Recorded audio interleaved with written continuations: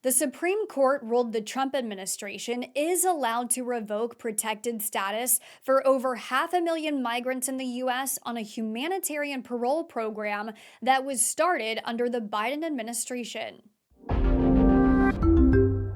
The 532,000 migrants currently in the U.S. under the program came from Cuba, Haiti, Nicaragua, and Venezuela, and were legally allowed to live and work in the U.S. for up to 2 years while their asylum cases made its way through the courts.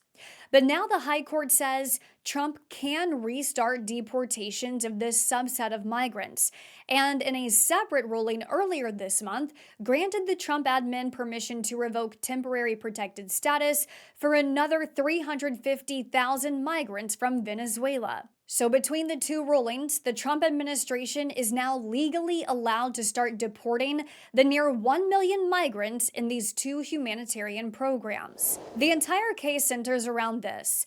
On day one of his second term, President Trump ordered DHS to terminate the parole programs in an executive order. DHS says the parole programs were an abuse of the system. They were bringing refugees, and I asked how they were vetted, how we were working with their home countries to find out who they really were, what their intentions were, and why they were coming to the United States, and received no information. According to the DHS humanitarian program that allowed in 532,000 migrants, each applicant had to pass a vetting process, have a domestic sponsor, and not be flagged for trying to enter the U.S. illegally. However, under a government agency's review of the program, they discovered thousands of instances of fraud with sponsor applications. According to an audit by the head of Immigration Records and Identity Services and a review by the House Judiciary Committee, some of the instances of alleged fraud and abuse included gang members and sex traffickers signing up as sponsors to bring in migrant women, more than 80,000 non-citizens signing up to accept parolees, an undisclosed amount of dead people were signed up as sponsors, and single home addresses were used for dozens of applications.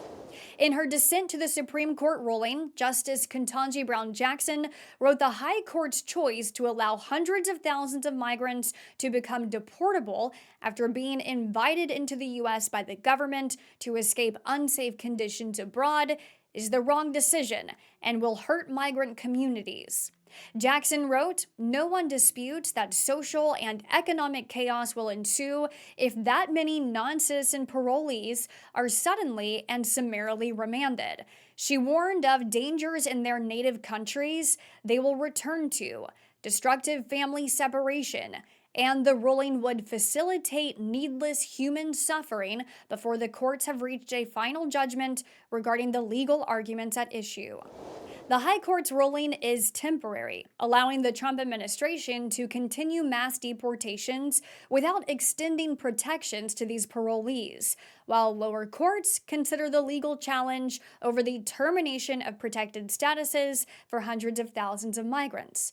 There's still a chance the Supreme Court could have the final say if the case makes its way back to the High Court. Thanks for watching our news update. We'll continue to follow this story, and you can too, by downloading the Straight Arrow News mobile app today.